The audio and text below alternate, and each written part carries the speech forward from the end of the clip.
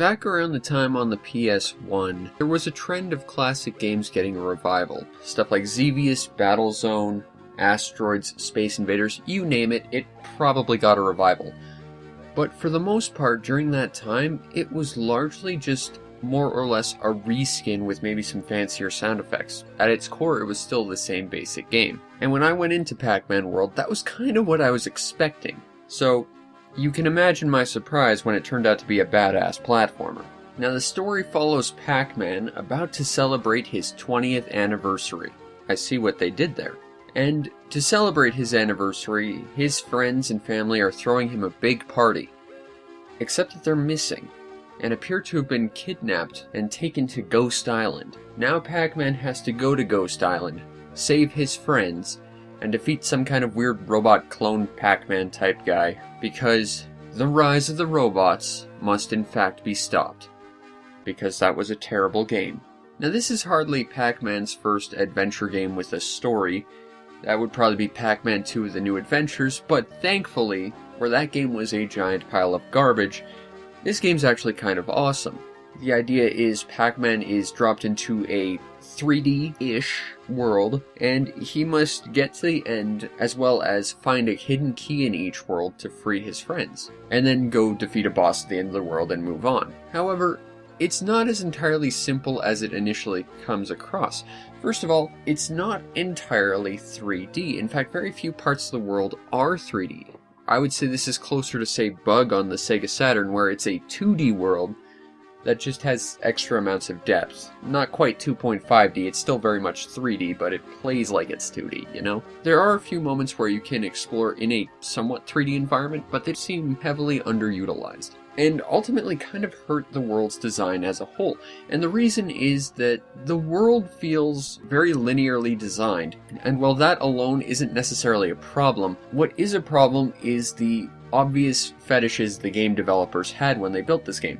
Because, first and foremost, they really like backtracking. And it's not done in a sensible way. Because one of the biggest things you can find are, like, fruits that are sitting around. You know, stuff like cherries, bananas, that weird thing that looked to me kind of like spaghetti. Whatever. Those are used like keys. Sometimes. It's, again, not terribly well utilized. The idea is you'll find doors that have a picture of whatever fruit or whatever on it, and then that fruit or whatever will be located somewhere like 5 feet in front of that door.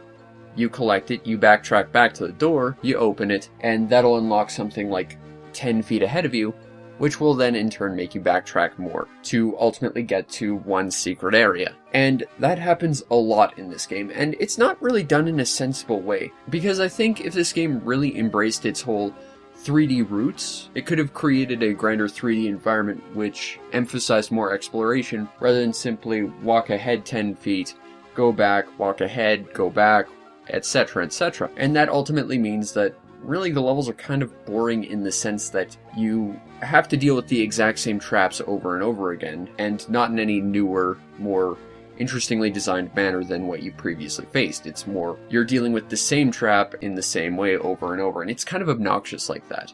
The second big fetish the game developers had when creating this world is bottomless pits.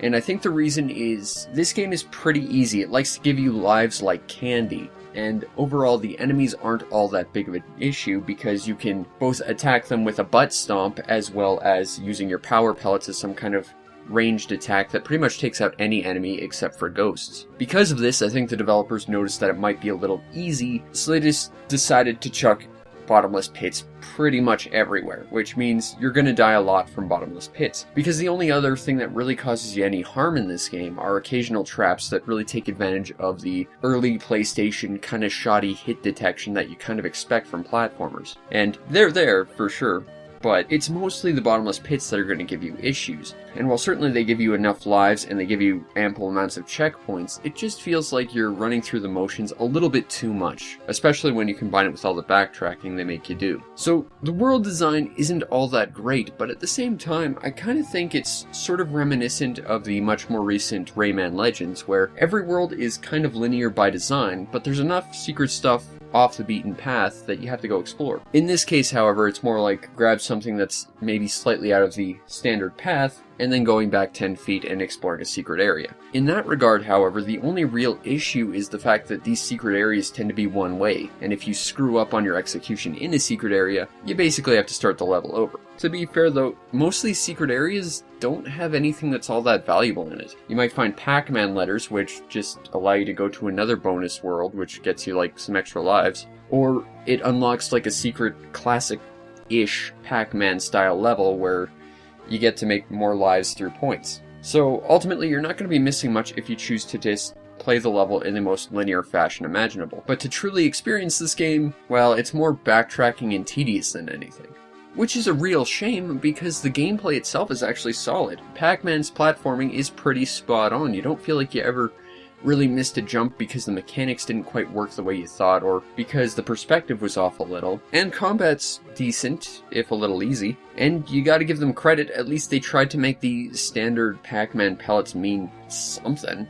And hey, like I said, these old arcade revivals like to take that old arcade style and give it a fresh coat of paint. And those are totally available here as bonus levels. So there's something for everyone. But certainly gameplay-wise, the biggest thing you can talk about is the level design, and as a platformer, they're a little bit lackluster, but as a Pac-Man game, I'm kinda impressed, especially considering the last Pac-Man platformer was Pac-Man 2, The New Adventures. Again, don't play that game, it was terrible. But you know, this is leaps and bounds ahead of the game, and it still gives you that other gameplay mode if you want it. So maybe don't explore the levels 100% if you don't mind not collecting the people because you need a hidden key or whatever to do that. But if you explore the standard levels in the most linear fashion without collecting anything, it's actually a pretty creative and fun platformer. They've got various different environments that all have their own unique traps and stuff, and outside of, again, the early PS1 platforming shoddy hit detection, they all work well, and some of them actually work in a pretty creative fashion. Like this one level, which had you use cannons as platforms while they were shooting. That's actually pretty clever. So you know what? As a revival of Pac-Man in terms of gameplay, I'm honestly impressed. Now the presentation it's pretty good. Pac-Man and company look great, the enemies are fairly creative, and even the standard ghosts which show up in every level compared to the level unique enemies, they all have their own redesigns for the levels. It just makes them feel a little bit more unique even though they are the classic enemies that haunt every level. And unlike the other enemies, they actually have to be taken out with a power pellet, which means you have to play a little bit more strategically just to find it. So you know, at least there's a fun callback there too. And in terms of audio design, it's actually really impressive. Yeah, sure, the voice acting's kind of a goofy joke more than anything, but the actual music's pretty impressive. I mean, the different thematic worlds this game presents to you all have a different take on the Pac-Man theme, and every level inside that world has a different remix of it. Seriously, every level has a different Pac-Man melody remix into its own theme song, which makes every level both unique in terms of its audio presentation, but also familiar, and it helps make it feel like one giant interconnected world, which is brilliant in terms of audio design. Overall leading to a really nice package in terms of presentation. Now, if you want a copy of the Pac-Man 20th Anniversary special game that is Pac-Man World, actually kind of surprisingly expensive. It's typically about $20. I paid about $5 for my copy, and you know what? For $20? Yeah, I like this game. I think it's really good. Sure, the level designs are a little bit hit or miss. Yeah, there's a lot of instant death pits. Yeah, there's a lot of backtracking if you want everything, but you know, the levels are creative.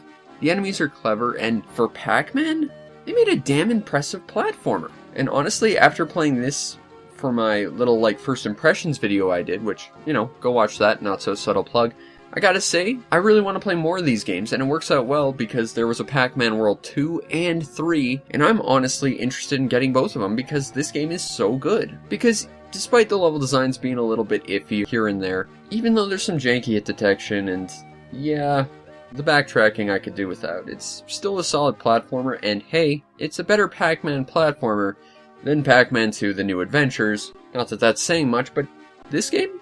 It's a pretty solid game for any PS1 library. If you're a Pac-Man fan, I think you'll like this game. If you're a platforming fan, you'll like this game, because honestly, I'm not the biggest classic Pac-Man fan. I think it's kind of boring. I really like this game, and I'm excited to play the rest of the series when I get around to it. So this one comes pretty highly recommended.